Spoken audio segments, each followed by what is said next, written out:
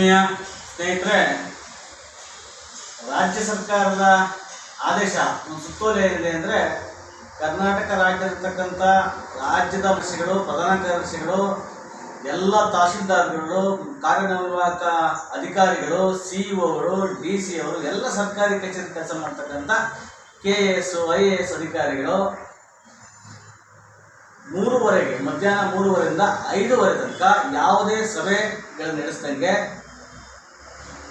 ಕೆಲಸ ಮಾಡಬೇಕು ಮತ್ತು ಸಾರ್ವಜನಿಕರು ಸಿಗಬೇಕು, ಸಾರ್ವಜನಿಕರ ಕುಂದುಕೊರತೆಗಳನ್ನು ಕೇಳಕ್ಕೆ ಸಮಯನ ಮೀಸಲಿಡಬೇಕು ಅಂತ ಹೇಳಿ ಸರ್ಕಾರದ ಸುತ್ತೋಲೆ 2019ರಲ್ಲಿ ಬಂದಂಥ ಆದೇಶವನ್ನು ಯಾವ ಅಧಿಕಾರಿಗಳನ್ನು ಕೂಡ ಅದನ್ನು ಫಾಲೋ ಮಾಡ್ತಾ ಇಲ್ಲ ಅಂತಂದರೆ, ಈ ದೇಶದ, ಈ ರಾಜ್ಯದ ಸ್ಥಿತಿಗತಿಗಳೇನು ಅನ್ನೋದ್ರ ಬಗ್ಗೆ ಒಬ್ಬ ಸಾರ್ವಜನಿಕರಿಗೆ ಯಾವ ಕಾರಣಕ್ಕೂ ನ್ಯಾಯ ಸಿಗ್ತಾ ಇಲ್ಲ. ಯಾಕಂತಂದರೆ ಬಡವ ಬೆಳಗಿಂದ ಬಂದು ತಾಲೂಕು ಕಚೇರಿ ಮುಂದೆ ಸಂಜೆ ತನಕ ಕಾದು ಸುಸ್ತಾಗಿ ಅವ್ನು ಚಪ್ಪಲಿ ಅರ್ಧ ಬಿಟ್ಟರೆ ಅಧಿಕಾರಿಗಳು ಸಿಗಲ್ಲ, ಸಿಕ್ಕಿದ್ರು ಕೂಡ ಗೌರವ ನಡೆಸ್ಕೊಳ್ಳಲ್ಲ.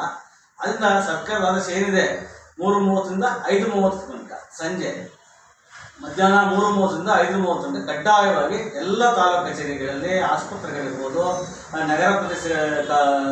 ನಗರಸಭೆ ಇರ್ಬೋದು, ಪಟ್ಟಣ ಪಂಚಾಯತ್ ಇರ್ಬೋದು, ಪುರಸಭೆ ಇರ್ಬೋದು, DC ಕಚೇರಿ ಇರ್ಬೋದು, ಅಬಕಾರಿ ಇಲಾಖೆ ಇರ್ಬೋದು, ಎಲ್ಲ 32, 35 ಏನು ವಿಭಾಗಗಳಿದ್ದಾವೆ ಎಲ್ಲ ಇಲಾಖೆಗಳು ಕೂಡ ಸಂಜೆ 3:30ರಿಂದ ಮಧ್ಯಾಹ್ನ 5 ಗಂಟೆ ಕಡ್ಡಾಯವಾಗಿ ಇರಬೇಕು. ಯಾರು ಇರ್ತಾ ಇಲ್ಲ.